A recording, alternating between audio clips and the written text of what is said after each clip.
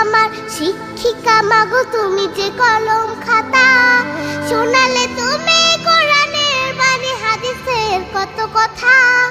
তুমি যে আমার শিক্ষিকা মাগো, তুমি যে কলম খাতা, তুমি না শিখালে আমার ইমান পড়তো প্রশ্ন মুখে।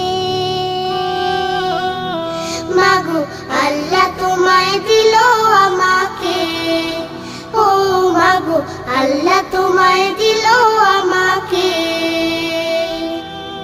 দেখালে তুমি সত্যের পথ, কহিলে মিথ্যা ক্ষতি।